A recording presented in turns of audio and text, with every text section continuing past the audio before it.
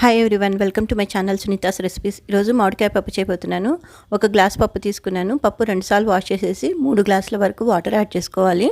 Water అరగంట సేపు నానబెట్టుకున్నాక cooker whistle పెట్టే ముందు ఒక హాఫ్ టీ స్పూన్ అంత పసుపు, కొంచెం ఆయిల్ యాడ్ చేసేసి 3 విజిల్స్ వరకు కుక్ చేసుకొని పక్కన పెట్టుకోవాలి. తర్వాత ఒక ప్యాన్ పెట్టుకొని అందులో 2 టేబుల్ స్పూన్ల ఆయిల్, తాలింపు గింజలు ఇవన్నీ ఇలా వేసుకోవాలి. మినపప్పు, ఆవాలు, జీలకర్ర వేసేసి అవి వేగాక వెల్లుల్లి రెబ్బలు, పచ్చిమిర్చి, ఎండుమిర్చి ఇలా వేసేసి కొంచెం ఫ్రై అయ్యాక తరిగి పెట్టుకున్న ఉల్లిపాయ వేసేసేయాలి. ఈ ఉల్లిపాయ కూడా వేసేసి 2 to 3 మినిట్స్ వరకు ఫ్రై చేసుకోవాలి. తర్వాత కరివేపాకు వేసేసి ఆ తర్వాత ఒక మామిడికాయ మొత్తం ముక్కలుగా కట్ చేసేసి ఇలా వేసుకుంటున్నాను.